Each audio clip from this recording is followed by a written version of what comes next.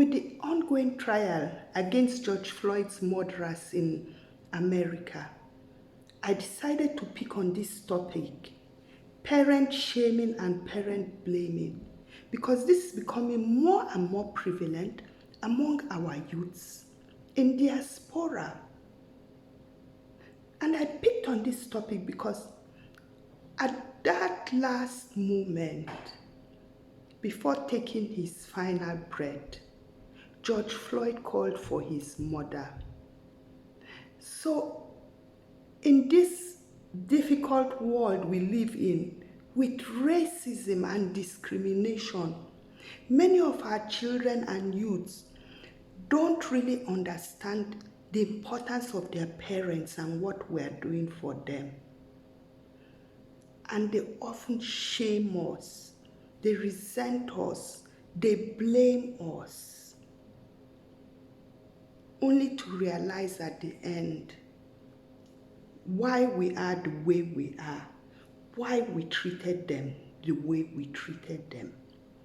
So in this video, I'm going to look at what is parent shaming, what is parent blaming a bit. I'm going to show how this is brought about by racism, and then also give some advice for our youths in diaspora. So let's do this together. A lot of our children shame us. Shame is a terrible thing because you can't identify where exactly you went wrong, what did you do wrong, but this person is ashamed of you. Many of our youths are ashamed of us, and you even see it in the internet. Very often my children come with a video they think is funny, African parents versus American parents, African parents versus German parents, and they find it funny. But look at those videos. Are they really that funny? What are they portraying? How do they portray us? As ignorant, not able to integrate, being toxic, being aggressive. Yet, these videos have a lot of clicks. People find them funny. But this is the influence of racism on our children. This racism in this society is so dominant. It prevails in the media. This is what our children have been told in this society about us. And this is what they now go out innocently or naively to portray in public on social platforms. Making videos of your parents, you think they are funny, but they are portraying your parents as being aggressive, as being uneducated, as being toxic, not understanding, being bossy. It's just a terrible thing when you think about it, and not funny at all. And you see many children, you raise them. Some of us come here to diaspora, we risk our lives.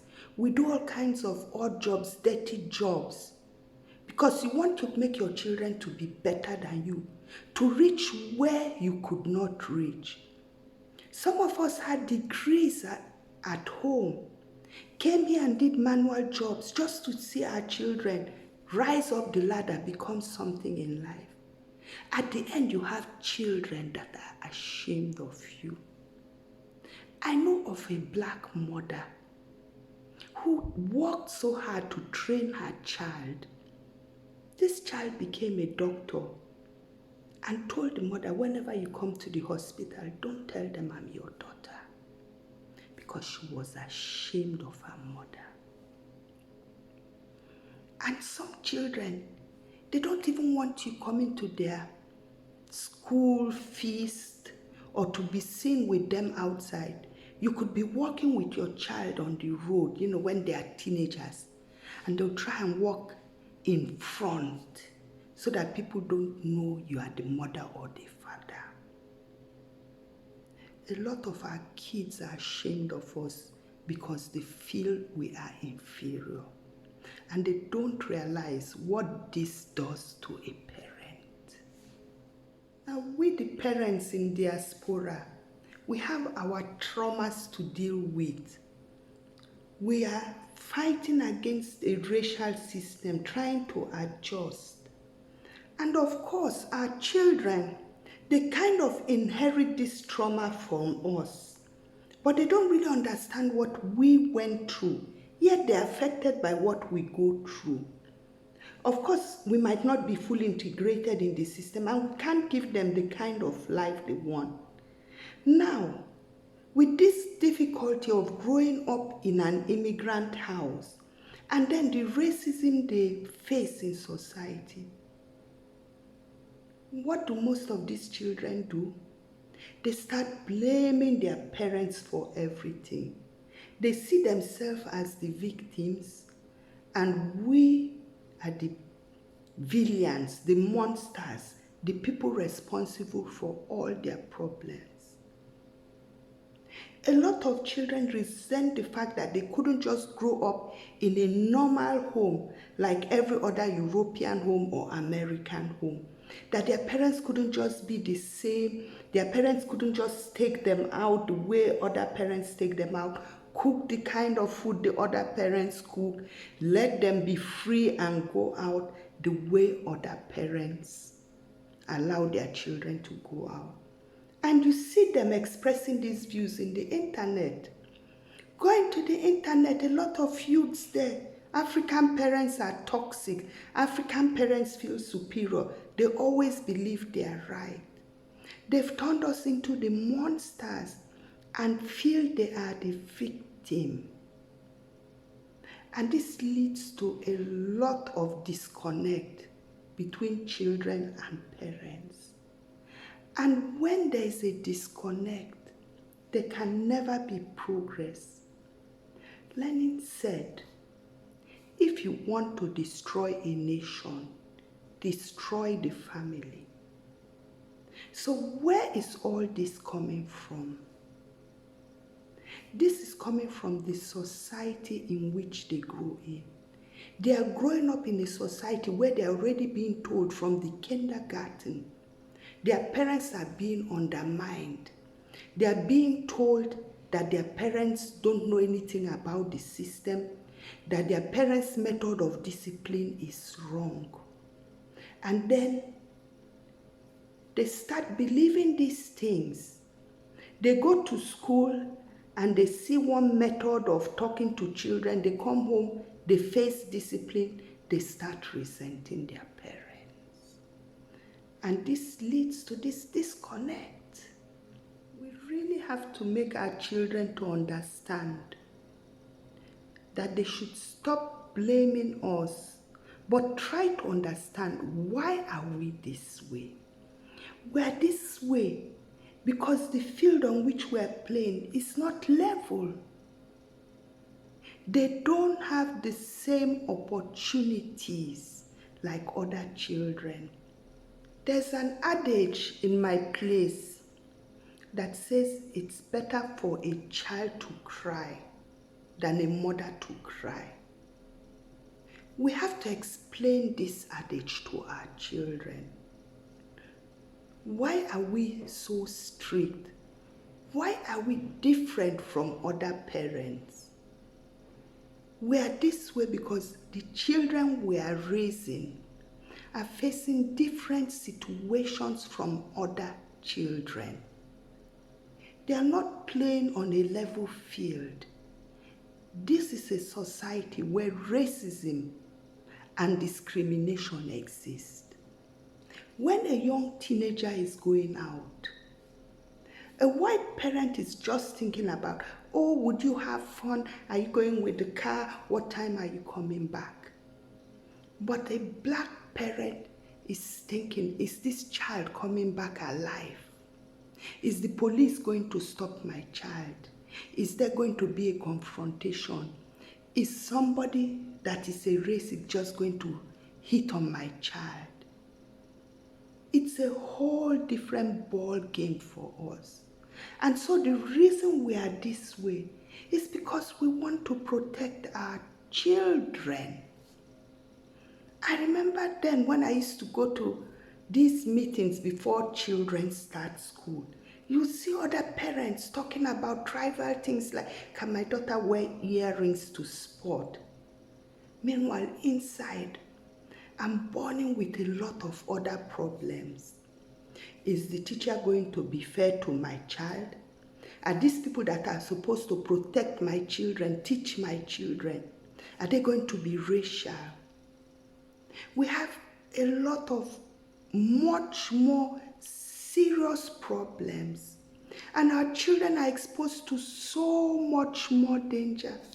So how can we be like these other parents? Where does it happen that a white child goes on the road and is constantly controlled? Where does it happen that a white child is discriminated against in the school? Yet everywhere, they want to undermine our authority. They want to portray us as ignorant and stupid. There is a handbook for kindergarten teachers in Germany. In it is written that most immigrant parents don't even know what a kindergarten is, didn't even go to one, so they don't even understand what their children are doing there. So the whole system, the media, is undermining us and undermining our authority. Yet our children don't understand that we are trying to save them from the dangers out there. They keep on going to social media. My parents are toxic. My parents are toxic. My parents are too strict. But you don't realize that the way you think your parents are toxic, that it affected you emotionally. If your parent hadn't treated you that way, you might have been mentally stable but dead by now. Because the system here is not fair. I once had this incident with my teenage son.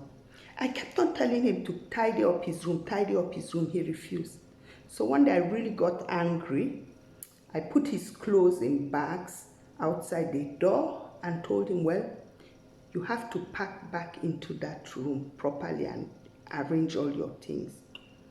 So you know how children try to rebel because there had been a phase, you are too strict, you don't listen to my opinion. And I told him, well, when it comes to this room being clean, you don't have an opinion.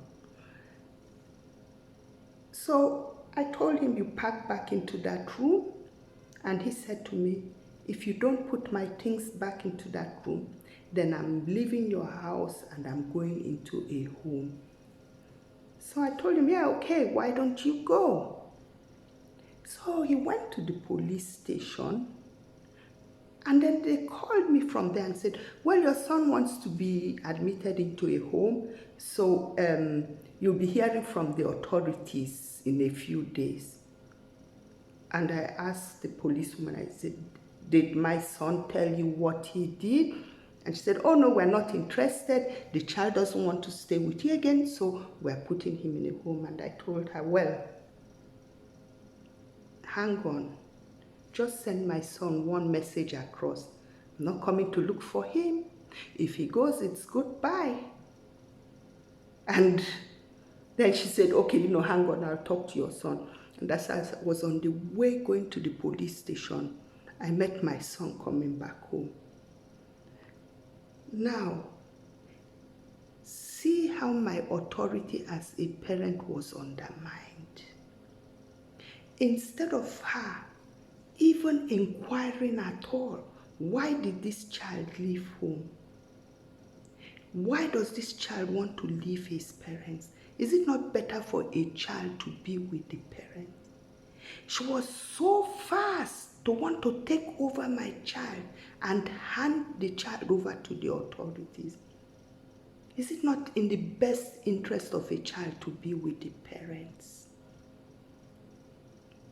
And of course, she wouldn't have done that with a white child. She wouldn't have done that even over the phone. She would have called the parent in and spoken to them. So they keep undermining us. Yet what our children don't understand is that disrespect, disregard they have for us is the same disregard, disrespect, and hatred they have for our children.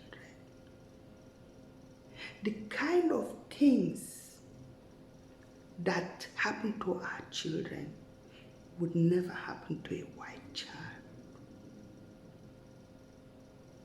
My first encounter with the police in Germany was when I came to Germany and my son went into a shop, and under the Christmas tree there were these silver chocolate bars. They didn't cost up to 1 mark then, that's less than 50 cents. Now this chocolate was written Power Regal. So my son thought, it was a kind of special chocolate that, when you eat it, you get strong like Superman or whatever. So he broke the chocolate bar because, he didn't believe it was chocolate to look inside. And he left it lying out there under the tree with the rest of the chocolate. And he was leaving the shop. The detective, got a hold of him. They called the police, and the police drove my son home to where we were living. Now imagine bringing home a child in a police car at that age. He wasn't even a teenager yet. And, ringing my bell. And then they wanted to see his passport. I said, no, you can't see that passport. I can give you mine. And then they asked me to bring him to the police station, and the woman tried to get absurd, telling me my son is being accused of stealing. I said, excuse me, even if there's an offense here, he damaged property, but he never stole it. I'm not that stupid. Stealing is when you take something with the intent of keeping it, which my son didn't do. Can you imagine, because of a chocolate of 50 cents, my son being driven home? If it had been a white child, they would have called me to the police station or even to the shop to discuss it. But when it comes to our children, every small thing is being blown out of proportion. Now, how do you raise a black child the same way as a white parent would raise their children when the odds are so much against them? So who is to blame and who is the monster? But this is what our children don't understand. So we have to really start talking to them and explaining to them who the real villain is, who the monster is. It is this racist, oppressive system, and not we that are also the victims in this system and trying to maneuver ourselves in it and to raise our children to have an opportunity to be something better. Yet as we're struggling to make them better, even as we're succeeding to make them better, this racial system of undermining us and making us look like primitive has been filtered into our children's head, that they end up being ashamed of us and blaming us for everything. So this is something we really have to turn around. We really have to talk to our children and make them see sense. See what is going on, see the system they are living in, and particularly make them to be aware of what they're posting out there in the internet. All these videos that are meant to be funny, jokes. How do African parents react when you bring a bad result versus how do European or American parents react? Those things are not jokes. These are things that the younger children are watching, and that idea is being imprinted into them. You'll be sitting down and asking your child, can you give me the remote control? And your child will tell you, the little child will tell you, haha, mommy, just like in the video. So these videos are not funny. It's a message being sent across, and it's a very wrong message because it's affecting the mindset of African children out there. And if you are a child or a youth with immigrant parents, you need to learn to appreciate the sacrifices your parents made for you. You need to appreciate the trauma your parents went through integrating in this system. And you need to appreciate that your parents want the best for you.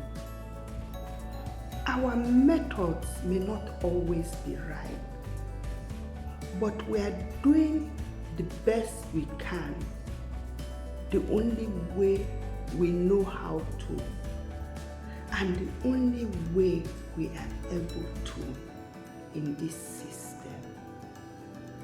So please, think about this and remember, if you want to destroy a nation, destroy the family. We are not going to let our families be destroyed. We're going to hang on to our culture and raise our children to excel in this society.